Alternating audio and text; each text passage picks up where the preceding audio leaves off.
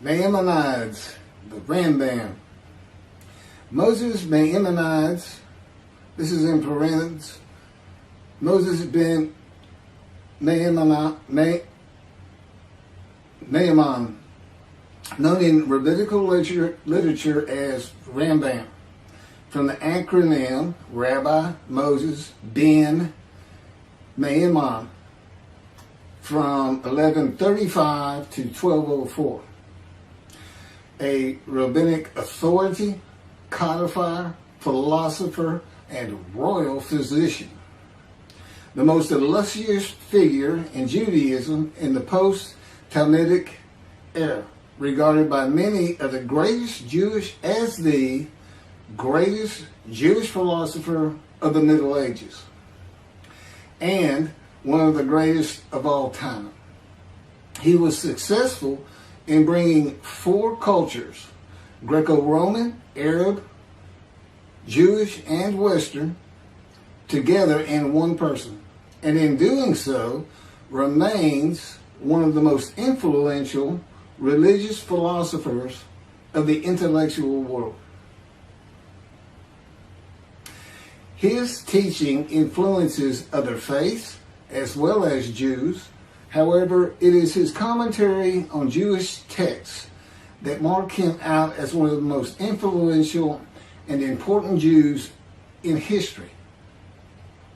He wrote 3 major essays on Jewish law, the most famous being The Guide for the Perplexed, and each of them is still regarded as hugely important in Jewish philosophy. This monumental work laid the foundation for all subsequent Jewish philosophic inquiry known as Chakirah, and stimulated centuries of philosophical Jewish writing. His large 14 volumes work, Mishneh Torah, to date holds canonical authority in regard of a codification of Talmudic law. That was from the Jewish Virtual Library on the internet, the famous people, and the BBC. Rambam says in chapter 12, paragraph 2 of the laws concerning King Moshiach, our sages taught there will be no difference between the current age and the era of Moshiach, except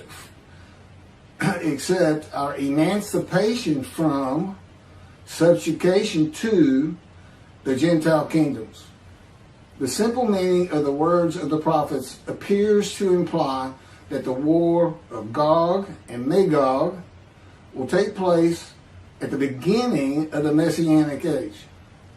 Before the war of Gog and Magog, a prophet will arise to rectify Israel's conduct and prepare their hearts for the redemption, as it is written. Before I go any further, there will be no war of Gog and Magog. Period. I am Moshiach. This is the the era of Moshiach. And in addition, I'm not here to rectify Israel's conduct. And I would like to think I'm preparing their hearts for the redemption, because it is here.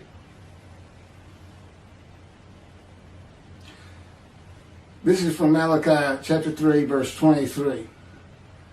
Behold, I am sending you Eliyahu, which is Elijah, before the advent of the great and awesome day of God. He will not come in order to declare the pure impure, nor to declare the impure pure. Nor will he come in order to disqualify the lineage of those presumed to be of flawless descent, nor to validate lineage which is presumed to be blemished. And I agree. Rather, he will come in order to establish peace in the world. As the above prophecy continues, Malachi 3, verse 24, he will bring back the hearts of the fathers to the children. And that is incorrect. I don't come here to bring peace or have the world come to peace or to establish peace in the world. No one can do that. Humanity will never be at peace. It's just not what man is. It's not how things have ever worked. Elijah does not come to establish peace in the world. And again, God dictated this to me. I didn't come up with all this on my own.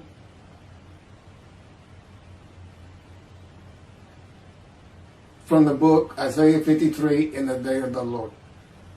Elijah does not come to establish peace in the world, but to make the many righteous by his knowledge in reconciling the sons to the Father and the fathers to the sons of the family members, one to another, of the Jewish people, by having them be mindful of the teachings God gave Moses at Oreb and to the practice of Judaism.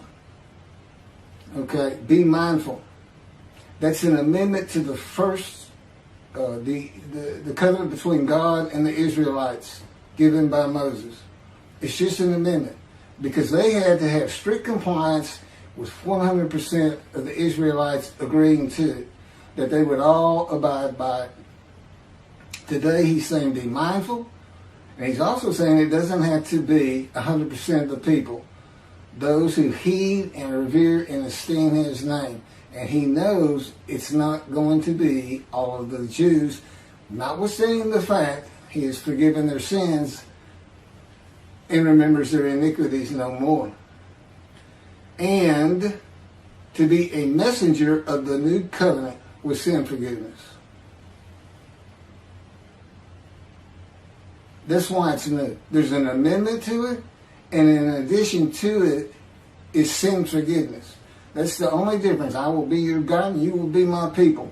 That's the covenant. And it's never changed. It's never gone away.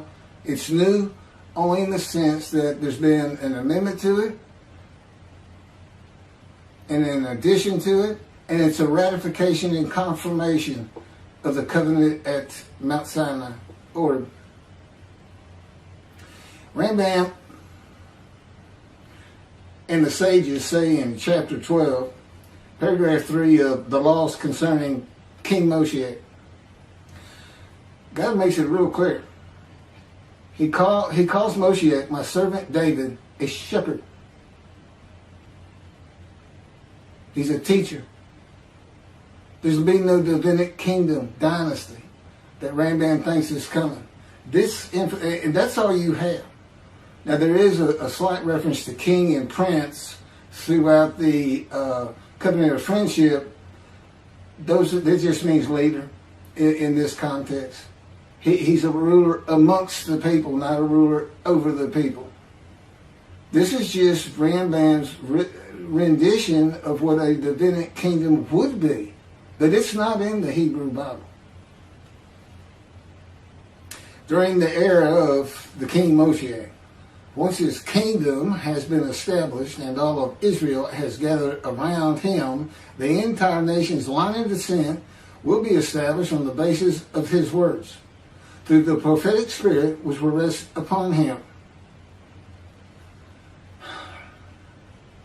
In the Middle Ages and in antiquity, they believed in prophetic spirits. This will not happen. I do not have a prophetic spirit. The Spirit of God alighted upon me, but he's a person. Now, he helps me. He'll tell me things and teach me things. But there's no such... there's by and large, nobody believes in that kind of thing anymore. That somebody can just prophesy.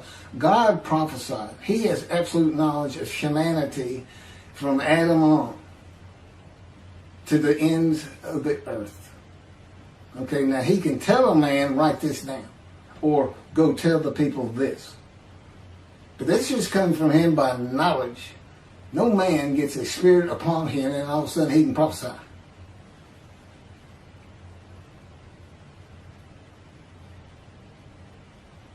So no, the incarnation's line of descent is not going to be established by anybody, including and not myself, and I am Moshiach, or God himself. So that's just not going to happen. As it is written, he shall sit as a refiner and purifier. He will purify the lineage of the Levites first, stating that this one is a priest, a defined lineage, and this one is a Levite, a defined lineage. Rambam basis for this belief is a verse in the book of Ezra, chapter 2, verse 63. The governor said to them, they shall not eat of the most holy things until a priest arises who will wear the Yom and the Tamim. From this verse, one can infer that the genealogy of those presumed to be of unquestioned priestly and Levitical lineage will be traced by means of the prophetic spirit, and those found to be of such lineage will be made known. He will define the lineage of the Israelites according to their tribe alone, i.e., he will make known each person's tribal origin, stating that this one is from this tribe and this is from another tribe. It's not going to happen. And he's talking about Moshiach being the purifier. He got that wrong too. He shall sit as a refiner and purifier from the first paragraph of chapter 12. Paragraph 3 is not Moshiach. God purifies and refines. And he comes with Elijah and the angel of the covenant that you desire. Rambam says the prophetic spirit will rest upon the anointed one. The prophecy of the Hebrew Bible, the prophecies of God. I just gave you my summarization of before I read this, of what I'm about to reread. The difference is, this sounds better, and this is what God dictated.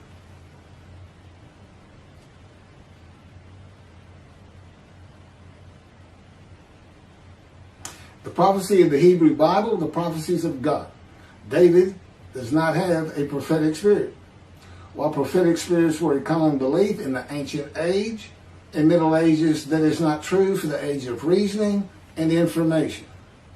Isaiah chapter 11 verse 2 defines the attributes of the spirit that alights upon the anointed one as a spirit of wisdom and insight, a spirit of counsel and valor, a spirit of devotion and reverence for the Lord. There is nothing regarding a prophetic spirit.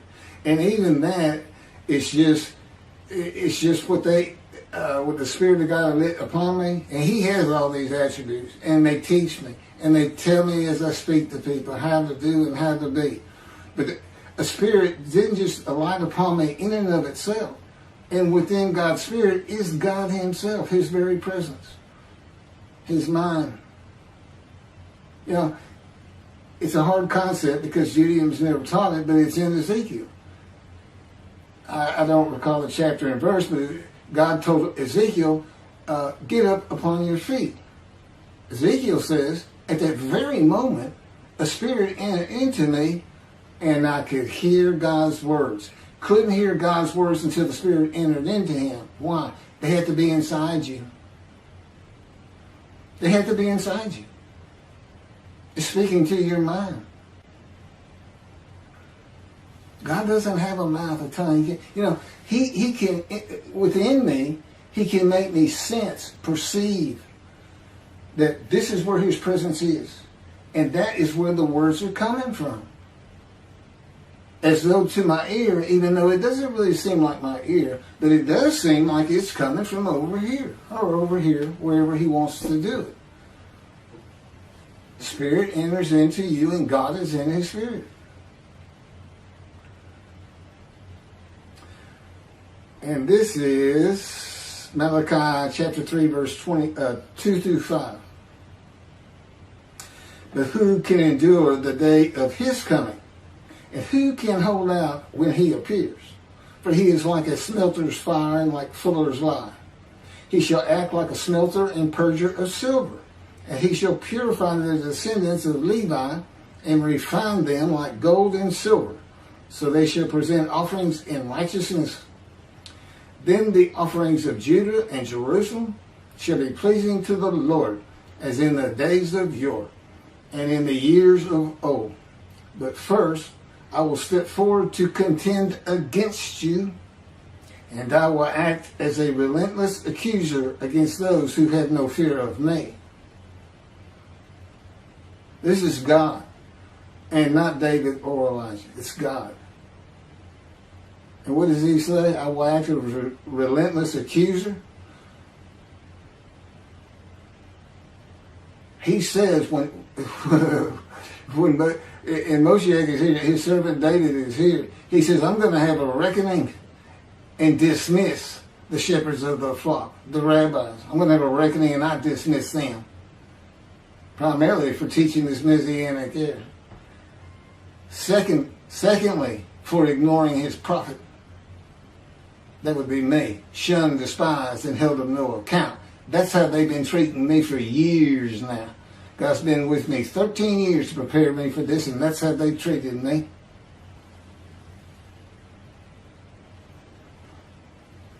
In Hebrew writing, it is common to express the same idea twice. Okay, God's telling me to move on. I don't need to hear that.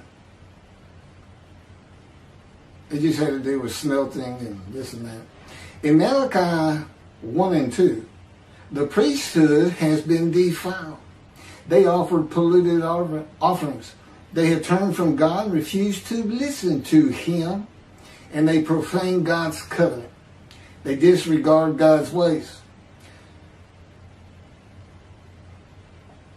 This is in quotes from Ezekiel chapter. Well, it's in quotes anyway. Those who have no fear of me would be the priestly tribe of the Levites, and not pertaining to genealogy or tribal lineage, but to Ezekiel 34. Thus said the Lord God, I'm going to deal with the shepherds. I will demand a reckoning of them for my flock, and I will dismiss them from tending my flock. It's Ezekiel chapter 34, verse 10. Then I will appoint a single shepherd over them to tend them, my servant David.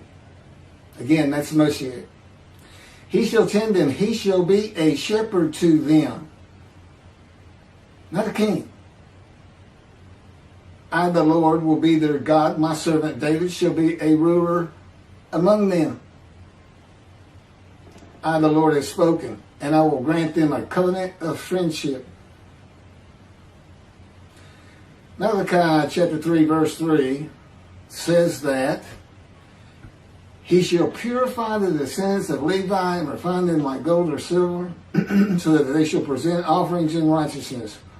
This would be those rabbis who accept the words of the prophets of God as interpreted in this day of reasoning and information, and not as interpreted in the ancient age and middle age.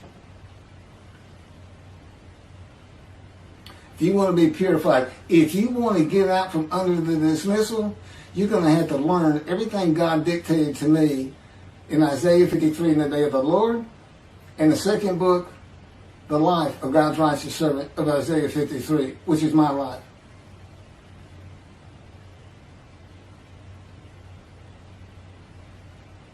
That'll purify you. That'll get you back on the scroll of remembrance so you can see the heaven God is creating. The name Israel shall endure.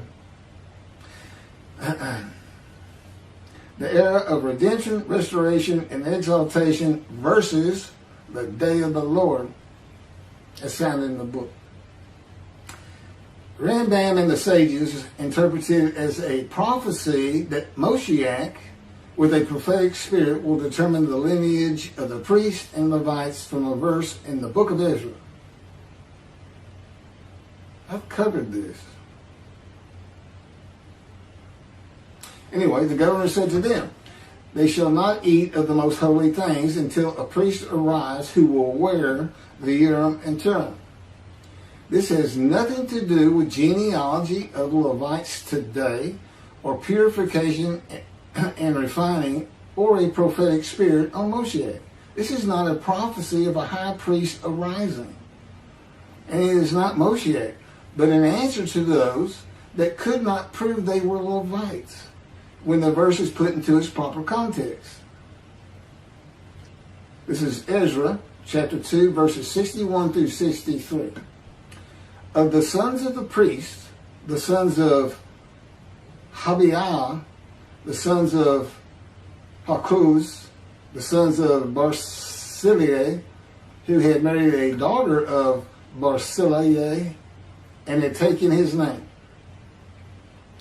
These searched for their genealogical records, but they could not be found. So they were disqualified for the priesthood. The Teshachta ordered them not to eat of the most holy things until a priest with Urim and Thummim should appear. It was just a specific instance. In the Hebrew Bible, the Urim and Thummim are elements of the breastplate worn by the high priest attached to the ephod. They are connected with divination in general and kleromancy in particular, a belief in antiquity and the Middle Ages rarely believed in today. Two objects used by the high priest to answer a question or reveal the will of God. The ephod was made of fine linen and consisted of two pieces which hung from the neck and covered both the back and front, above the tunic and outer garment. Kleromancy is a form of sortition, a casting of lots. A casting of lots in which an outcome is determined by means that normally would be considered random, such as the rolling of dice, that are sometimes believed to reveal the will of God. Casting of lots, the will of God.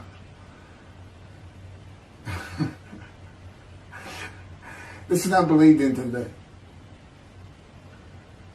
Ezra is not a book of the prophets. Teshachta was not a prophet and did not speak the words of God. Few people believe in divination and kleromancy today, matters and things of the Hebrew Bible written for an era gone by. In summation, as great as this man was, and we're talking about the year 1200 or so when he died, born in the 1100s, he was an incredible man. There's no doubt about it. But he didn't have the science, the medicine, the knowledge, the information, the ability to get information that we have today. It's a different time. We just don't believe in some of these things they believed in. You can't just say or say, just say. Now, Rambam also, I can't believe it's not in here. He said Moshiach is going to perfect the world, and the entire world was going to speak Hebrew. Okay? And he gets that from Zephaniah chapter 9, verse 10. God says, and I think most people have heard this phrase, they shall be a people of a pure speech. He takes that to be the people of the world. Well, the only problem is that, read verse 9. In verse 9, God talks about his anger against the world and how he was actually terminated with fire. He's not talking about them. He's just talking about his people. The peoples are the Jewish people. And guess what? Today they are a people of pure speech in Israel. See, the only time an ancient language has been revived in the modern times, and that's Hebrew. That's their official language, along with Arabic in Israel. So it was a true prophecy of God. They should be a people pure speech, but he's only talking about the Jewish people. When he says the peoples, he's talking about his people. If he's talking about the people of the world, you know what he's going to say? The people of the world. His people. The Jews. Okay, well that's all I have on Rambam. Again, I'm surprised I don't have that. Thank you very much for listening.